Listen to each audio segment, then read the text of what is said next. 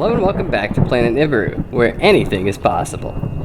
Today, we're going to discuss what is going on in our skies. What are all of these strange anomalies that have suddenly started to happen with such frequency that they are almost the norm now? The answer to that may lie in what is probably the most important conspiracy theory ever put forth. Why is it the most important? Because it is the conspiracy theory to end all conspiracy theories. If all is taken at face value and it goes to plan, this is the last step in the quest for global domination and control of the masses. This is the coup de grace, the master stroke, the final shot in a long battle. Some of you already know what I'm talking about just from its description. You recognize its importance from your own research, and you know what is to come. Of course, I'm talking about Project Bluebeam. We have been seeing so many anomalies in the skies over the last few years that we are now accustomed to them, and we rarely even give them a second look unless they are completely inexplicable. These anomalies are, to many people, the beginning of the end of civilization as we know it. How, you ask? Well, I'm glad you did. To answer that, we have to define just what Project Bluebeam is. In short, it is the attempt of the global elite to simulate an alien invasion. This alien invasion may or may not simulate a second coming of Christ, but it will invariably spark a New Age religion that will result in a new world order with the Antichrist set as the leader. There are many versions of this story, each one with a slightly different set of details, or it's adjusted to fit specific religious dogmas, and there is no official version. But all of them include a simulated invasion. Some claim there will be raging battles in the sky. Some claim those battles will be with UFOs and aliens, while others believe that the battles will be simulated with angels. But every version has a battle that will take place in order to usher in the New World Order. There are many references to Project Bluebeam throughout history. One that is particularly chilling is the story of Wernher von Braun.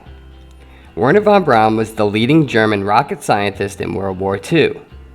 After Germany was defeated, he was brought to the United States as part of Operation Paperclip.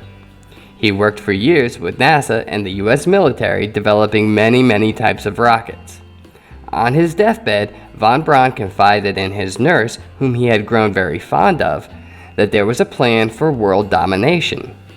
The plan he described used false flags to take over the world. He spoke of the War on Terror as part of this plan and said that the very last step would be a fake invasion scenario where aliens would be used as scapegoats and the world would be fooled into thinking that we were at war with another race, and the end result would be a one-world government ushered in by the need for a central leadership for the planet's resources and defense systems. Now, as you can see, this is indeed the greatest conspiracy theory ever, simply because of the enormity of the undertaking. To fake an alien invasion in the skies and make it believable, fooling the entire world with holograms, to usher in sweeping political and social change is so seemingly impossible that just the suggestion of it invites ridicule. And perhaps that is their greatest asset. When something seems too ludicrous to be true, you can get away with almost anything because nobody will believe it.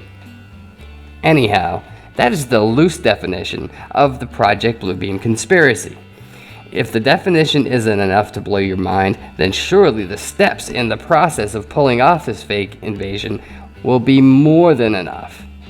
In order to pull this thing off, they will need visual technology that is second to none. We already have video technology that is so real that the only way that we tell the difference is that we know that these things don't exist. Take CGI UFOs or monsters that are commonplace in today's cinema, for instance. These are excellent examples of how video technology is so good that it easily fools the brain. Unless you are watching some low-budget shows on Sci-Fi Channel, modern CGI is up to the task of fooling our eyes. But they're going to need more than that to pull off the greatest lie ever told. A lot more. The question is, do they have what it takes? Many in the conspiracy community say yes, they do. If modern CGI is up to snuff fooling everyone in a 2D format, then what is the state of modern 3D technology? Does it pass muster on the believability scale for most folks? Many people will answer to that question with a resounding yes. While again, we know that it isn't real, our minds have a hard time disconnecting from the body's inputs in modern 3D experiences. It is very common to see people swatting at 3D birds or bugs during a 3D film, or to see them moving in their seats to avoid falling or avoid something that is moving towards them. So this clearly illustrates that not only do people consciously believe in what they are seeing, they also subconsciously believe it. Their bodies are fooled into believing that what they are seeing is real, and they react to it the same way they would in any other real-life situation. This is even more important because it's proof that the body is completely fooled by today's technology. But what happens when you're introduced to 7D technology?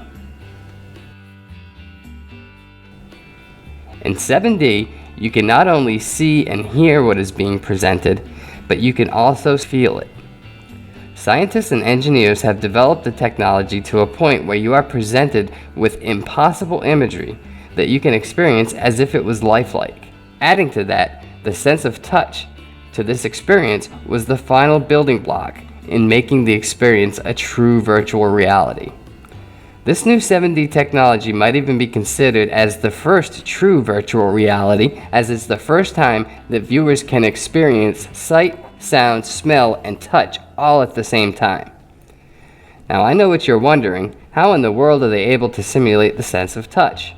I know that that's the first question that I had. As it turns out, scientists found a way to manipulate the density of moisture in the air.